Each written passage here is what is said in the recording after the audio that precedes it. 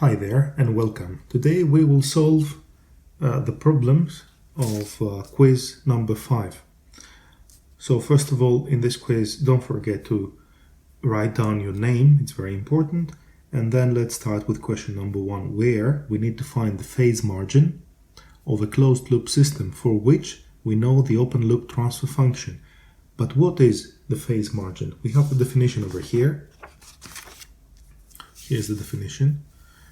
So for the phase margin to make any sense, these 4 conditions need to be satisfied. So before we can give a proper definition of the phase margin, we need to check that 4 conditions are satisfied. The first one of which is that GOL must be stable. The open loop transfer function must be stable. Or if it is not stable, it must have stable poles with the exception of one pole at 0. So before we proceed, let's check whether this first condition is satisfied for this given open loop transfer function. Let's write it down.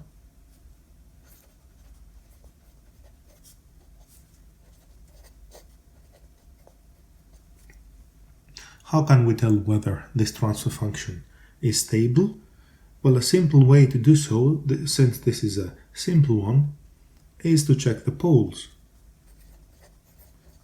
And what are the poles of this function? They are just -1, which is negative. It is a negative real number, so this is a bibostable function. So this is bibostable.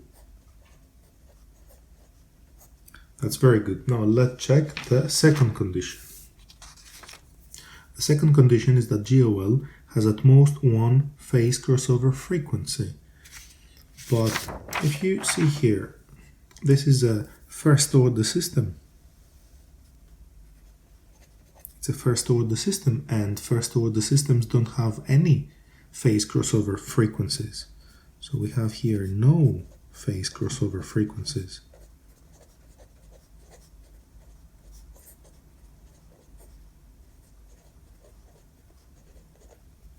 But this is still fine because the condition is that GOL must have at most one such phase crossover frequencies. If we have 0, that is still fine.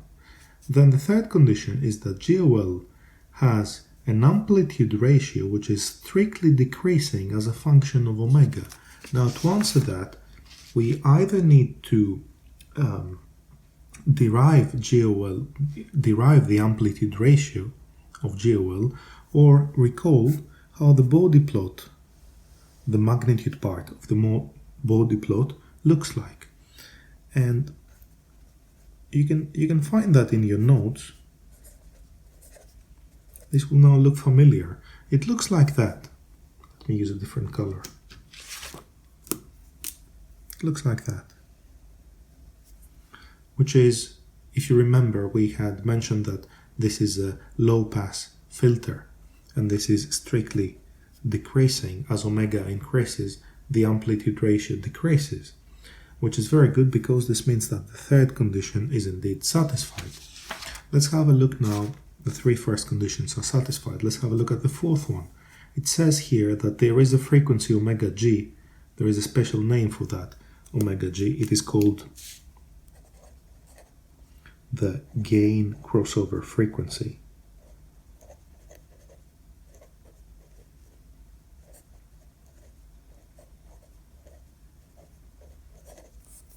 So there is a gain crossover frequency, that is an omega g, that satisfies this condition, that the amplitude ratio at that omega g is equal to 1. In other words, we need to see whether we are able to solve this equation.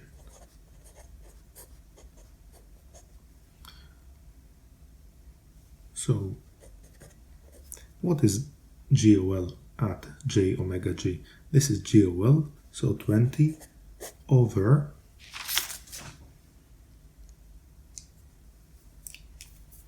now instead of s we will write j omega g plus 1. Now this must have an amplitude of 1.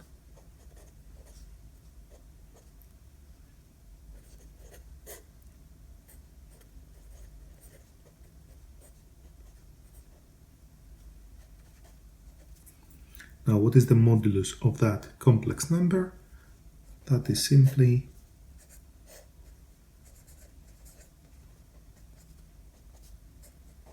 now we have that equation of one unknown, omega g, and let's try to solve it.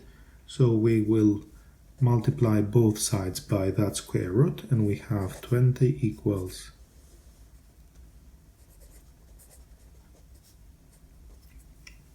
but now omega g is trapped under a square root. Why don't we square both sides? This way we will get rid of the square root. See? These two cancel out each other. So equivalently,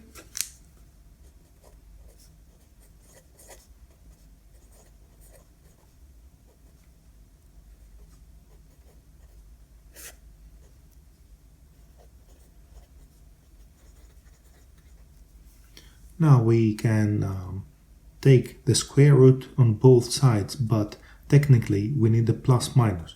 So omega g, let's write it properly, is plus minus the square root of 399.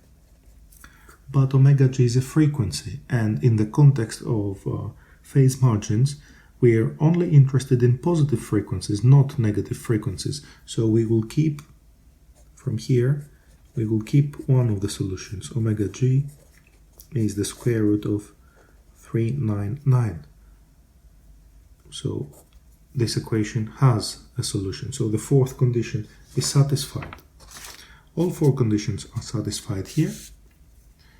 Then we can define phi1 to be the argument of GOL at j omega g. In other words, the phase lag of GOL. So let's find phi1, because once we do that, we will be able to determine the phase margin. So phi1 now.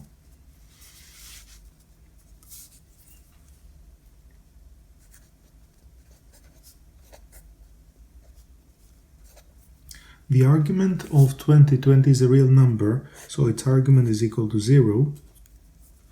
And then this is minus, don't forget the minus here. And the argument of a complex number is the two-argument inverse tangent function, denoted like a tan 2, of the imaginary part, comma, the real part. What is important to observe here is that the second argument, the real part, is positive. When that is the case, we can write that as the arctangent of omega g divided by 1, the imaginary over the real part. So this is minus arctan of the square root of 399. This is what omega g is equal to, square root of 399. Now we are able to find the phase margin using that little equation over here. We are using nothing but the definition in this exercise. So the phase margin is phi1 plus pi. Phi1 plus pi.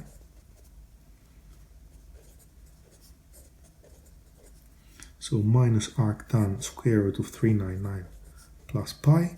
And if you have a calculator, you are able to find that this is 1.6208 radians, or you most likely would like to see the result in degrees, that is 92.9 degrees. And this answers the first part of the question.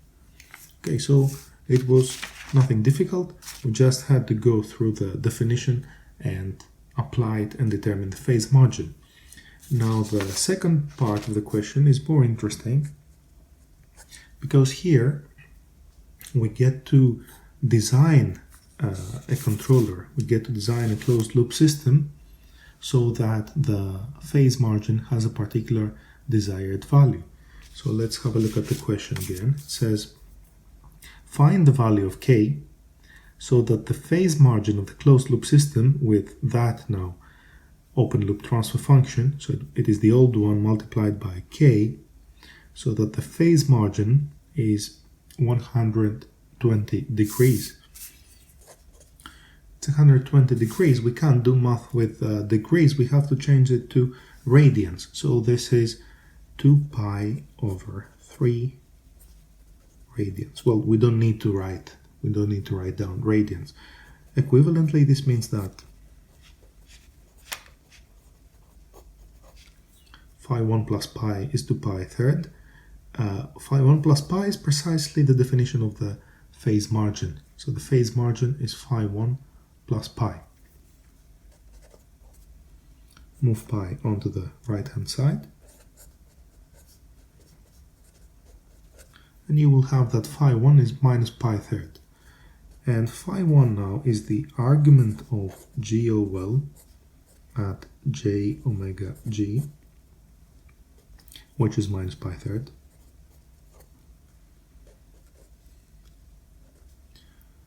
And what is that? It is very easy to figure out that this is minus arctangent omega g. We did that previously here, minus arctangent of omega g. So that is the argument of GOL at j omega g, but now it must be equal to minus pi third. We can cancel out the minuses on both sides. We can apply the tangent on both sides. So omega g is the tangent pi over 3, which is the square root of 3. So now we have determined omega g. We know that omega g is the square root of 3. Then by definition of omega g, now look, omega g is known, k is unknown, k is the only unknown in this equation. Let's apply the well-known properties of complex numbers. So here we use the fact that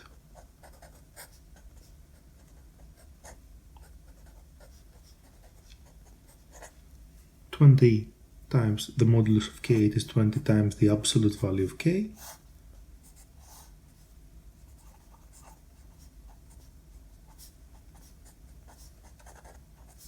Omega g is square root of 3, and we have the square here, so these cancel out each other. 3 plus 1 equals 4, and the square root of 4 is 2, so this is 2 over 20, or 0.1, and we have that the absolute value of k is 0.1. This means that we have two solutions, k is 0.1 and k is minus 0.1. And this concludes the first problem, and this answers the question, what are the values of k? It says find the value of k, but there are two values of k that answer this question. One is 0.1 and the other is minus 0.1.